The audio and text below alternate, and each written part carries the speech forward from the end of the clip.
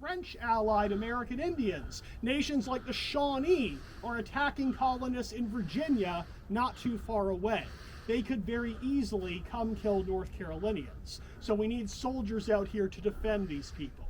Now, there are Native Americans who live closer to where we're standing. The Cherokee live in the mountains to our west. The Catawba live south of us around Charlotte. Both of those nations are British allies. So Fort Dobbs is not built because the Cherokee are next door. It's because of the Shawnee attacking to the north. Now, the soldiers who built this fort are not in the British Army. These are North Carolinians who joined our own province's military. They're full-time troops. But these guys spend about a year completing a structure right on this spot that looks much like the replica. We know what the fort looked like because somebody wrote a letter in 1756, and very luckily that letter has survived 266 years, and it tells us a lot about the fort. So look at it real quick. It's a 3-story high blockhouse. It's made out of oak logs, some of which you can see are 16 inches thick. This is a sturdy, immovable, bulletproof structure standing here. The main part of the building is a big rectangle, but there's a corner that's sticking off the end next to us. There's another corner like this on the opposite end. Between the two, these allow soldiers inside to fire weapons out of hundreds of openings in any direction the enemy might be coming from.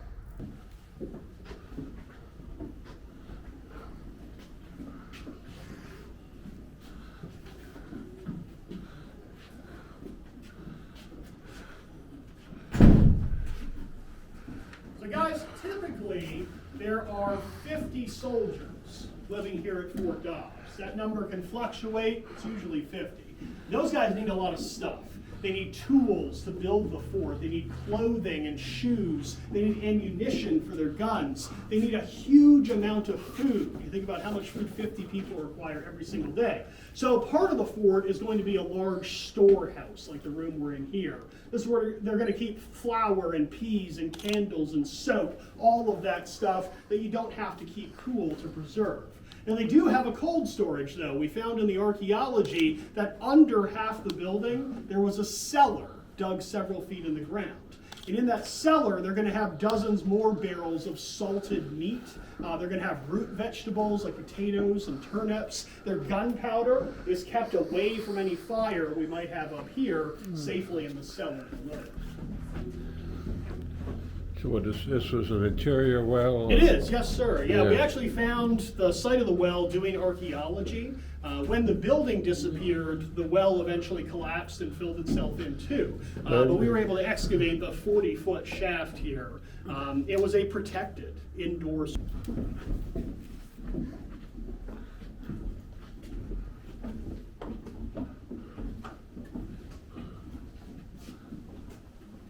We're going to keep.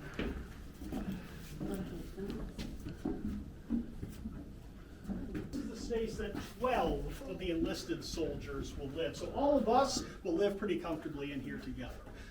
You can see there are 6 berths in the beds, but they're wide enough for 2 men in each level.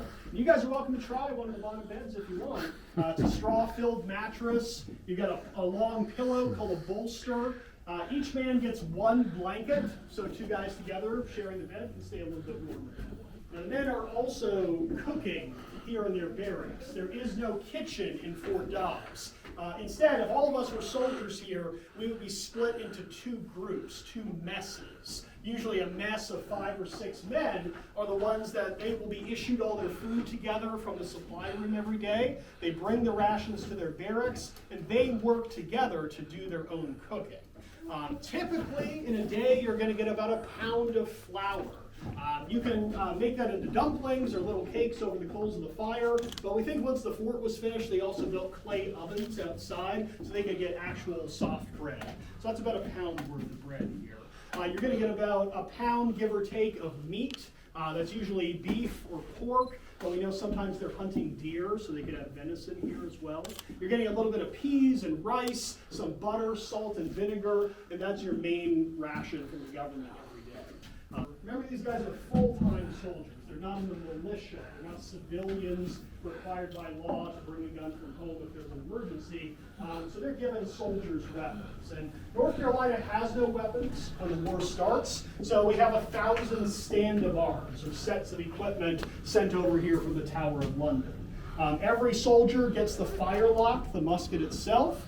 He gets a cutlass, a sword that's worn on the hip, a cartridge box to carry several rounds of ammunition, and a bayonet, another edged weapon that can turn the musket into a big spear for close quarters. Flintlock weapons, that means that the lock, the part of the gun with moving pieces that are set in motion when you pull the trigger, in a flintlock, that contains a piece of flint. Anybody tell me what flint is? No, let's just watch right here. Okay.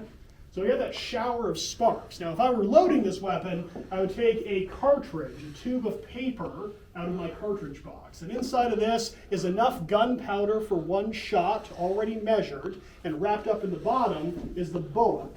You guys can pass that around. It's a lead ball, weighs about an ounce. It's about 70 caliber, nearly 3/4 of an inch wide. Musket is equipped with its own rammer. The rammer allows you to push that bullet down the length of the barrel and seat it on the powder. And you're going to need this every time you fire, so you don't want to lose your rammer. You're going to put it back in the pipes. And after doing that, if you're a well-trained soldier, you can aim and fire this weapon as quickly as every 15 to 20 seconds. How many times in a minute can you shoot a musket? 3 times a minute, yeah. About 3 times a minute, right? You didn't know you'd have to do math in a history site? Good. So 3, maybe even 4 times a minute, if you're good, you can discharge this weapon. So, you know, if you're a soldier here, you've practiced marksmanship, you can probably reliably hit a man-sized target at 75 yards or so. The bullet's deadly much further than that, but to hit a single person, you're probably talking no further away than 75 yards. The officers are chosen because they're members of the upper part of society. They're educated men. They tend to be wealthier, have political connections. They're the ones that it's appropriate to have lead the common men. And I won't tell the lieutenant you just kicked his trunks. Okay. Typically, you're going to have a captain commanding this post. In 1756, that was a 24-year-old Irish immigrant named Hugh Waddell. He is going to be assisted by a lieutenant and then an ensign as a lower-ranking officer. We have 4 beds here, and that's because most years there's also a surgeon, usually a civilian doctor, who's being paid to live here at least part-time and take care of the health of all of these men. These guys are keeping track of all the supplies. They're being entrusted with government money to pay the soldiers on a monthly basis. So all of that work is done by just this handful of people up here. We briefly talked about the militia downstairs, but it's actually a law in this British colony that every free man 16 to 60 years of age is automatically part of the militia. You have no choice in that. It's your duty as a citizen. They have to practice a couple days a year how to be soldiers. If there is a local emergency, we don't have enough full-time soldiers to protect everywhere, so the militia are required to bring a gun and a sword and a certain amount of ammunition, and they can serve as a home defense force, basically.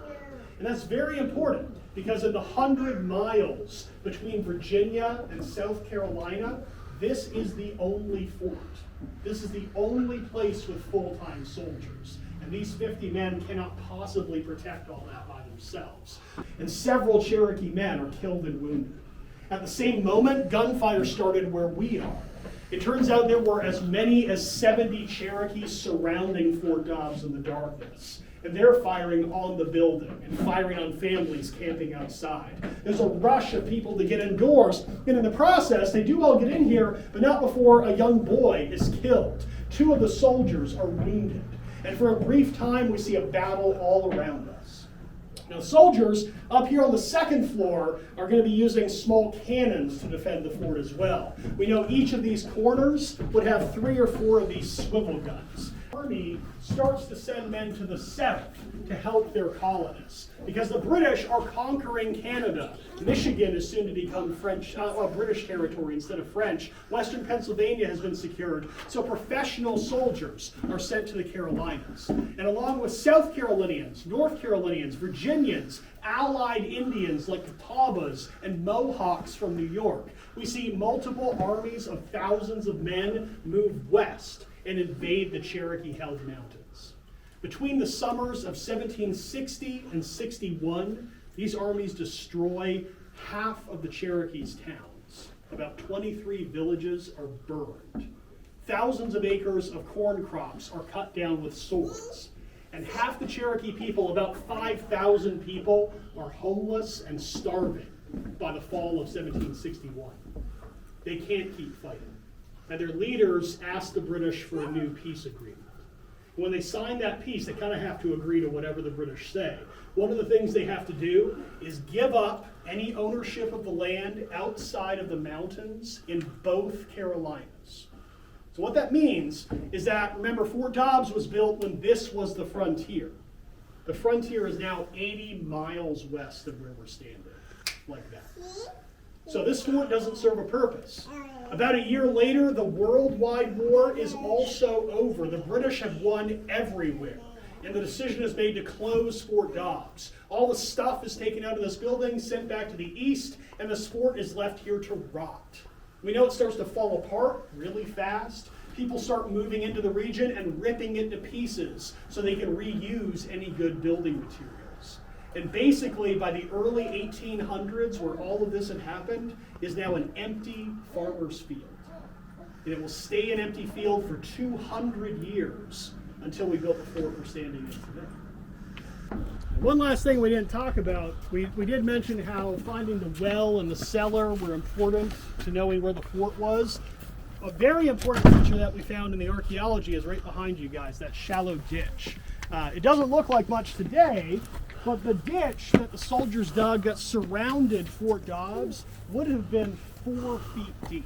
And the whole thing would have been filled with a wall of sharpened logs, a stockade, like the little section you see over here.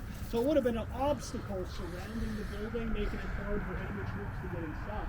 But we're very lucky when this became farmland. Farmers filled in the ditch so they could plow more easily, and their plows didn't go down deeply enough to destroy all those buried remnants. So what you're looking at here is the bottom of the actual ditch of Fort Dobbs that archaeologists were able to dig back out and find along those original lines. So that was a big clue for us as to where to put the fort.